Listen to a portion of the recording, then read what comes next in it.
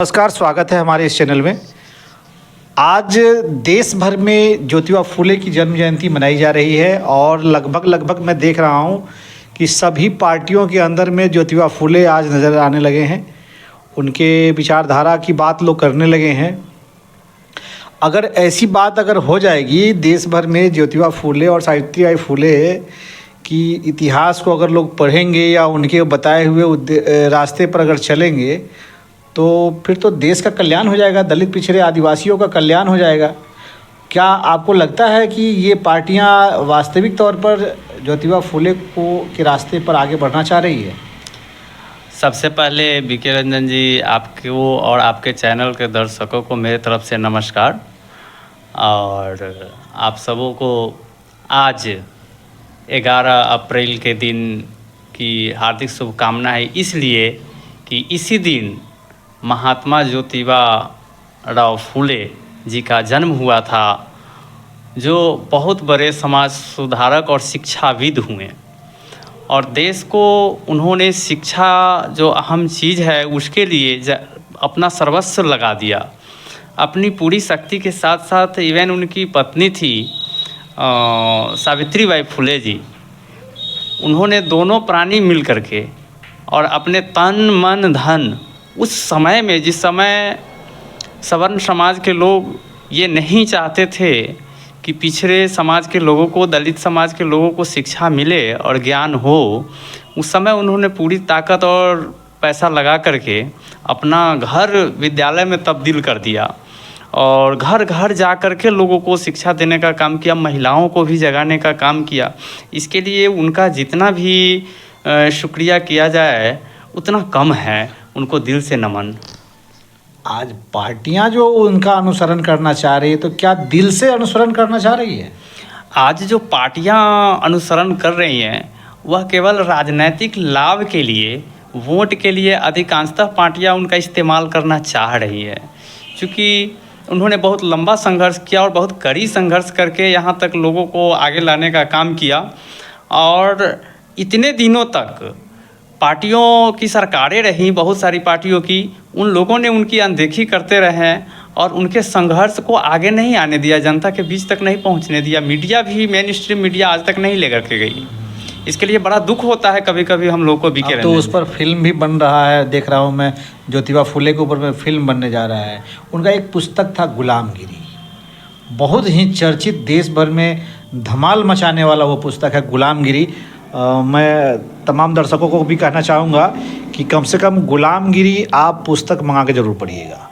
उसमें देश की तमाम व्यवस्था और उस व्यवस्था में कौन लोग शोषक हैं और कौन लोग शोषित है, किस प्रकार से पूरी सिस्टम चलता है, उस पर उन्होंने मैंने बताए हैं कि हर व्यक्ति अपने अपने धंधे को कर रहा है। अभी एक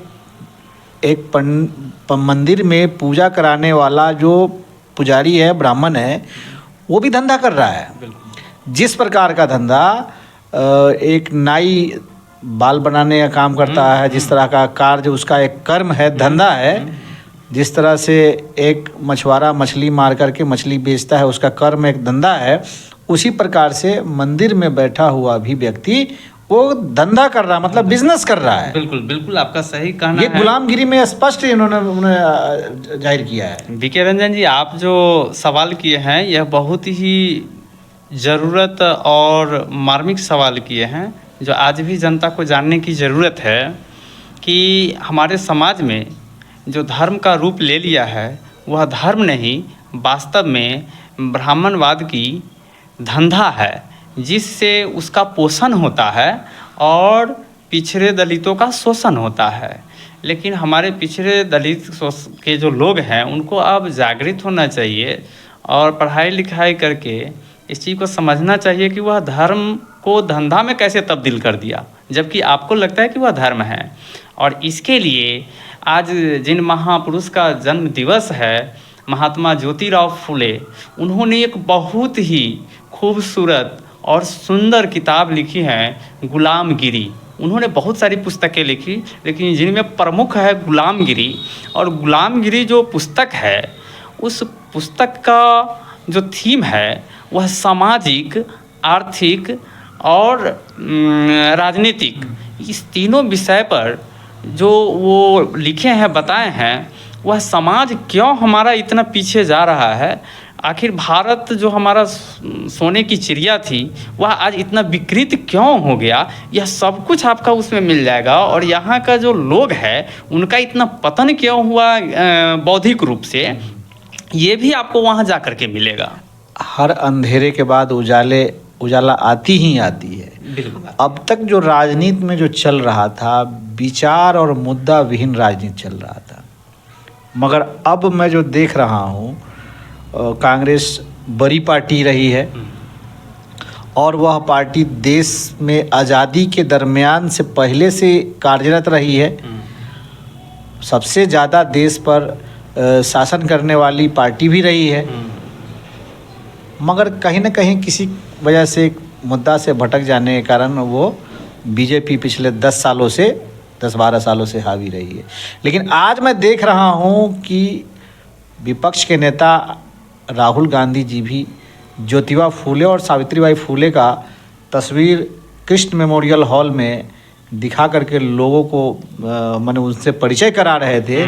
इसका मतलब साफ साफ है कि अब जो कांग्रेस है वो कांग्रेस पहले वाला कांग्रेस नहीं रह करके अब विचारों की राजनीति कर रहा है।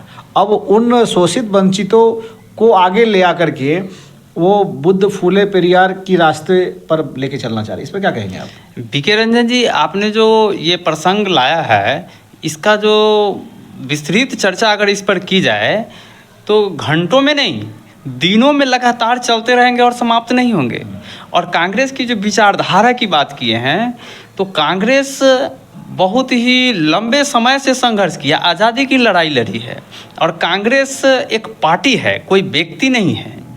तो वह एक पार्टी है और उसमें लाखों करोड़ों लोगों का विचार और उनके समागम और पूरे भारत की जो वैचारिक व्यवस्था थी, स्थिति थी, उस सब का वह प्रतीक है।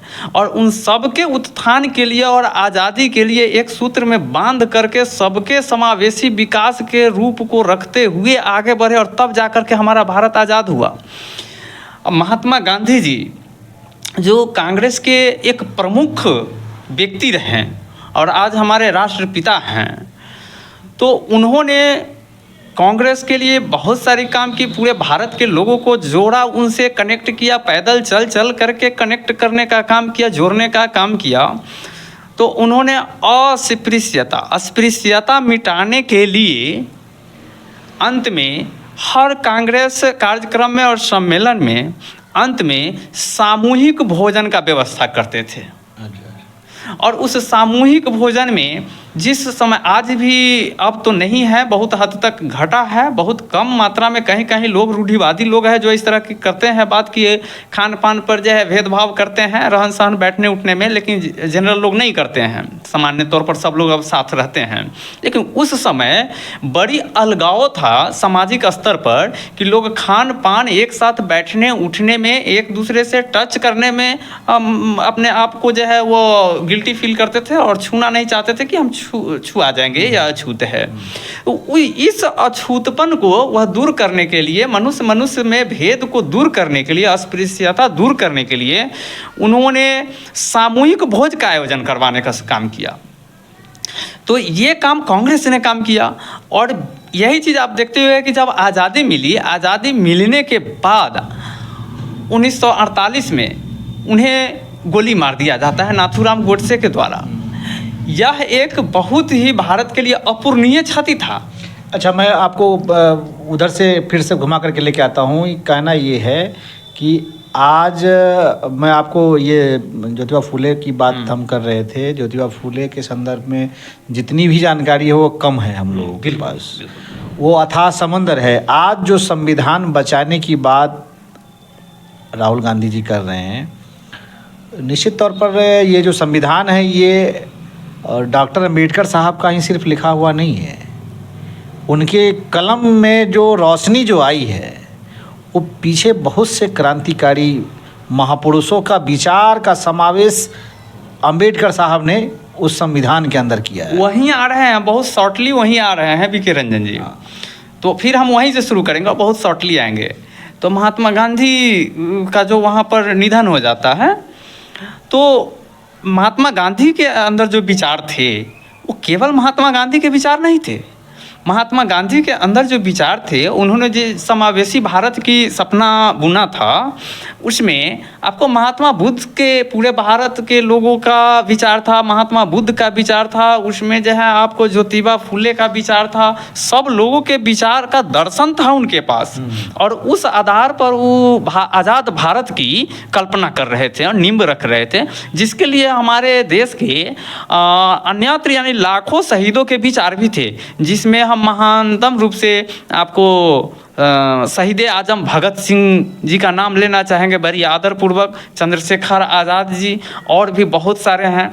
तो उन सारे लोगों का, शहीद लोगों का विचार महात्मा गांधी और पैरेलल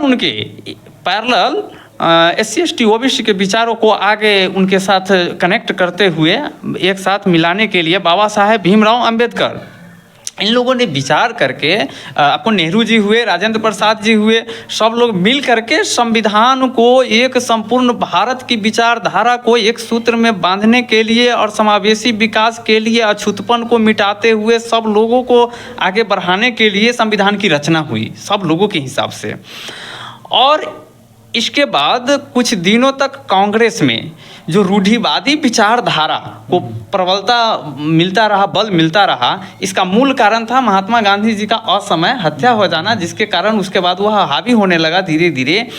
और व्यक्तिगत सरकार को बचाए रखने के लिए कुछ मजबूरियां बनने लगी लोगों को, और चतुर लोग जो थे, जो लोग नहीं चाहते थे कि भारत में अछूतपन मिटे, और जो लोग नहीं चाहते थे कि पिछड़े दलित भी शिक्षित हों, तो वैसे लोग कांग्रेस को जन समर्थन के आधार पर कमज़ोर करके रखने के आधार पर या बहुमत देने के आधार पर उनको मैनिपुलेट किया, इस्तेमाल किया, जिसके कारण कांग्रेस की विचारधारा बीच में गड़बड़ाई।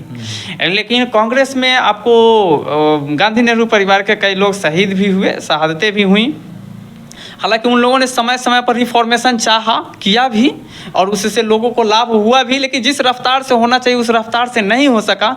और उस दिन की बात आप करते हैं तो उनका न्यूज़ हमने सुना और देखा है कि राहुल गांधी जी अभी सही प्लेटफॉर्म पकड़े हैं, और अभी वे दलितों, पिछड़ों, जो लोग पीछे छूट गए हैं, वास्तव में जिनको हेल्प की ज़रूरत है, सरकार को जिनको लाने की ज़रूरत है, आगे शिक्षा देने की ज़रूरत है, व्यवस्था देने की ज़रूरत है, उनके तरफ अब उनका ध्यान आकृष्ट हुआ है। अब उनको ये भी समझ में आने लगा है कि असली शिक्षाविद और शिक्षक इस देश के अगर कोई है महान संघर्षशील तो ज्योतिबा फुले हैं। उस दिन में वो फोटो दिखला रहे हैं और आदरपूर्वक उनके संबंध में वो बड़ी भावुक होकर के बात कर रहे हैं। मैं एक बात और कहना चाह रहा हूँ कि ये पिछले 1 महीने से ये जो आप देख रहे हैं कि पलायन रोको नौकरी दो यात्रा पर चल रहे हैं, तो आप, हाँ, तो ये पलायन दो नौकरी दो पर हम आएंगे 1 सेकंड के बाद।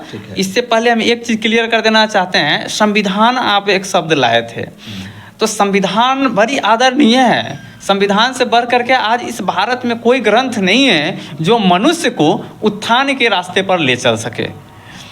तो संविधान सुरक्षा सम्मेलन उन्होंने किया था पटना में, तो संविधान सुरक्षा सम्मेलन करने की जरूरत क्यों पड़ गई, इसकी यह बहुत गहरी विषय है। कुछ लोग, वही लोग रूढ़िवादी लोग हैं जो वर्षों से भारत को आगे नहीं बढ़ने दिए और शिक्षा व्यवस्था पर एकाधिकार आधिपत्य जमा करके रखे और धर्म को धंधा बना दिए, मंदिर को अपना जो है व्यवसाय बना दिए, भगवान को व्यवसाय बना दिए। तो वही लोग चाहते हैं कि संविधान को कमज़ोर किया जाए, उसमें गलत अमेंडमेंट किया जाए, संशोधन किया जाए, संविधान को प्रतीक के रूप में रखे, कमज़ोर करके रखे और हमारा धर्म का धंधा फलता फूलता रहे, SC/ST OBC को आगे नहीं बढ़ने दे। ये उनका उद्देश्य है। अब इसी उद्देश्य को असफल करने के लिए और समावेशी विकास को बढ़ाने के लिए, संविधान को सुरक्षित रखने के लिए, संविधान की तमाम नियम कानून को सुरक्षित रखने के लिए राहुल गांधी जी आगे आए हैं और वे अथक प्रयास कर रहे हैं, पूरे भारत में घूम घूम करके लोगों को जागृत कर रहे हैं कि कांग्रेस को आप लोग जो है बहुमत में लाइए, मजबूत कीजिए ताकि संविधान के हम लोग सुरक्षित कर सके। और जाति आधारित जनगणना कराते हुए जितनी जिसकी जनसंख्या भारी, उसकी उतनी हिस्सेदारी कायम की जा जिसकी सके। जितनी संख्या भारी हो उसकी उतनी हिस्सेदारी या भागीदारी, हाँ, दोनों उतनी बात है। भागीदारी। अब यहाँ पर एक सेकंड हम आपका टाइम लेना चाहेंगे बीके रंजन जी कि ये जो रिजर्वेशन आती है तो रिजर्वेशन प्रतिनिधित्व देने के लिए ही लगाया गया, लेकिन इसमें बहुत बड़ा खेल कर गए वही रूढ़िवादी लोग, सामंत लोग, सामंतवादी लोग, सवर्ण लोग यहाँ बहुत बड़ा खेल कर गए कि यहाँ पर सर्वेक्षण आरक्षण का मतलब होता है कि कमज़ोर लोगों को सुरक्षा प्रदान अच्छा, करना। आपसे अगर हम ये पूछते हैं कि जाति जनगणना की आवश्यकता है तो क्यों आवश्यकता है, अगर 1 मिनट में अगर आपसे सवाल करें तो आप हमारे दर्शकों को क्या समझाएंगे? हम आपके दर्शकों को यही कहना चाहेंगे कि जाति आधारित जनगणना एक अनिवार्य विषय है जो पूरे देश का सर्वेक्षण डाटा आ जाएगा कि कौन किस बेस पर, किस आधार पर पिछड़ा है, उसे क्या चाहिए और क्या नहीं चाहिए, उसका डाटा आ जाएगा। उस हिसाब से सरकार बहुत शानदार काम कर सकेगी और सभी जगह सभी लोगों का रिप्रेजेंटेशन हो सकेगा, जिसकी जितनी हिस्सेदारी उतनी उसकी भागीदारी मिल सकेगी। कुछ लोग तो कहते हैं कि जातिवाद बढ़ जाएगा।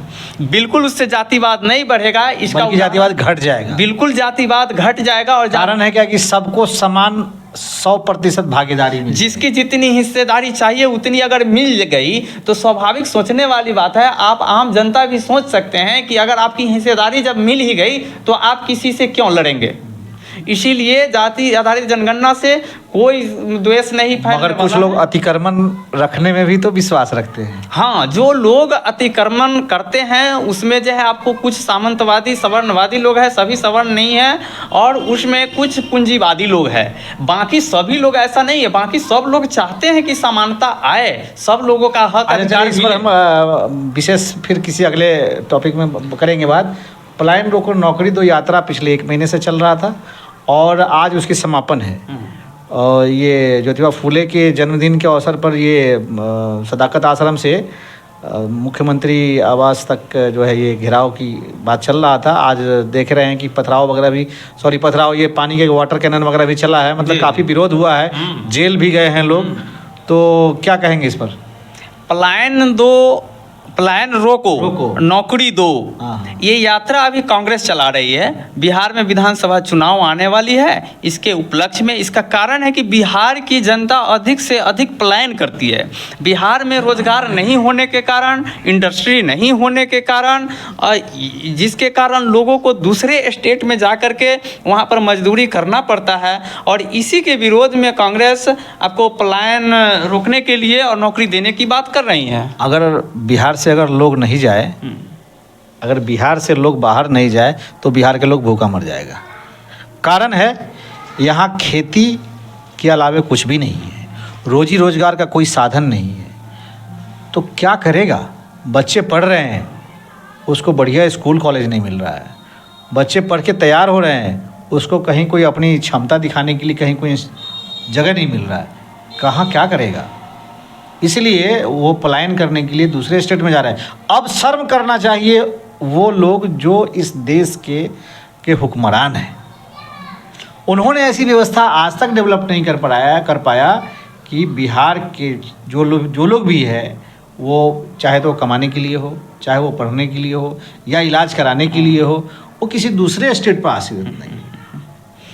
क्या द्वेषपूर्ण राजनीति का कारण है ये कि केंद्र सरकार में जब जिनकी सरकार रही, वे आपको बिहार की सुधि नहीं ली मुखर रूप से, और यहाँ इंडस्ट्री लगाने का काम नहीं किया, यहाँ फैक्ट्री देने का काम नहीं किया। कहीं ना कहीं दोहरापन, भेदभाव, इसके कारण ये हम इसलिए कहते हैं कि कभी जिस पार्टी की सरकार बिहार प्रदेश में है उस पार्टी की सरकार केंद्र में नहीं है। अब वैसी स्थिति में उसके साथ जो है भेदभाव किया जाता है आर्थिक व्यवस्था में तो या और सुरक्षात्मक व्यवस्था में। वैसी स्थिति में बिहार को जो है पीछे धकेलता रहा। बार बार लोगों के मुंह से सुनते हैं कि बिहार क्रांति की भूमि रही है, देश को दिशा राजनीति देने का काम जो है बिहार देता रहा है। तो मुझे तो कभी कभी शंका होती है, पता क्या, कि इसको इस अवस्था में इसीलिए बनाए रखता है जो भी राजनीतिक दल बिहार प्रशासन जो किए हैं या करने की मंशा रखे, इसको इसी अवस्था में बना के रखते हैं। कभी अगर हमारी राजनीतिक विरासत अगर खसक जाता है तो उसको पुनः स्टार्टअप करने के लिए बिहार के बेरोजगार, हाँ, भूखे, नंगे को इस्तेमाल किया जाए। हाँ बीके रंजन जी, आप इस तरह की बात कल्पना कर सकते हैं, सोच सकते हैं, कुछ लोगों की ऐसी मंशा हो भी सकती है।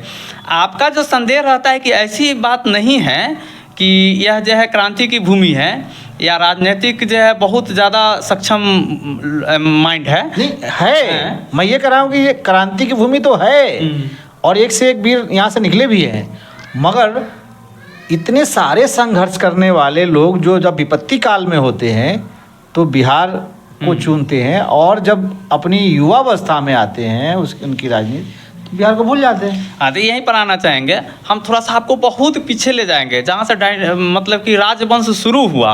हर्यक वंश सबसे पहले पूरे भारत में मगध में ही शुरू हुआ, जो अपने बिहार में है, और मगध से ही हर्यक वंश समाप्त हुआ, उसके बाद शिशुनाग वंश समाप्त हुआ, उसके बाद आपको और भी बहुत सारे वंश आए, उसके बाद नंद वंश आया, और उसी नंद वंश में आपको सम्राट अशोक हुए मौर्य वंश में, उसके बाद मौर्य वंश आया, मौर्य वंश में सम्राट अशोक हुए। ये सारे के सारे आपको बिहार के भूमि से उपजे हैं, जो पूरे विश्व पर आपको अपना झंडा गाड़े। भारत की सीमाएं अफगानिस्तान तक थी से आप देख रहे हैं। तो इस तरह के क्रांतिकारी लीडर हुए हैं, और उसका कारण था कि अपना जो ये बिहार है, यह बिहार गंगा के क्षेत्र होने के कारण, बीचों बीच जो गंगा जाती है, इसके कारण यहाँ का ज़मीन काफ़ी उपजाऊ थी। अच्छा। और यहाँ लौह जो था वो खनिज बहुत ज़्यादा था, जिसके कारण यह काफ़ी समृद्ध हो गया। एक और प्राकृतिक कारण था कि यहाँ जंगल बहुत था, और उस जंगल में आपको हाथी बहुत आयात मात्रा में पाए जाते थे, और हाथी उस समय दो काम में आते थे, एक युद्ध भी लड़ने में, और उसके बाद उसको मृत्यु प्राप्त होने के बाद उसका जो दांत होता है वो काफ़ी कीमती होता है। तो इस तरह से उसको रत्न में भी यूज किया जाता था। तो इस तरह से बिहार काफ़ी जो है आपको स्ट्रॉन्ग रहा है, आर्थिक रूप से संपन्नता रहा है शुरू से। लेकिन इधर आपको इस कौन सी राजनीति, इसको कहिए कि ये सवर्ण गैर सवर्ण राजनीति जब से शुरू हुआ, तब से बिहार के साथ अनदेखा और कमज़ोर करने लगा। क्योंकि जब ज़रूरत होती है, जो आप सही बात कहे हैं, बिहार का इस्तेमाल करती है राजनीतिक क्रांति के लिए, सामाजिक क्रांति के लिए, और जैसे ही सत्ता मिल जाती है, जैसे ही दिल्ली की गद्दी पर बैठते हैं, वैसे ही सब लोग अपने अपने क्षेत्र के लिए सोचने लगते हैं और यहाँ की जनता को भूल जाते हैं। तो धन्यवाद, आप आज बहुत सारी जानकारियाँ दिया। फिर अगले वीडियो में हम लोग मिलेंगे। धन्यवाद। आपका भी बहुत बहुत शुक्रिया। हमारे दर्शकों को, आपके दर्शकों को भी हम बहुत बहुत शुक्रिया कर देते हैं और शुभकामना देते हैं कि महात्मा ज्योतिराव फुल्ले के जन्म दिवस पर वे लोग हर्षोल्लास से मनाएं और उनके बताए हुए मार्ग पर आगे चले, बहुजन दलित एकता को आगे बढ़ाएं और साम्राज्य बिहार का मजबूत करें। जय बिहार, जय भारत, जय हमारे इस चैनल को आप ज़्यादा से ज़्यादा वॉच करें, और ज़रूर। और क्या कहें, आप सभी लोग बीके रंजन जी के चैनल को ज़्यादा से ज़्यादा देखें, सब्सक्राइब करें और लाइक करें, शेयर करें।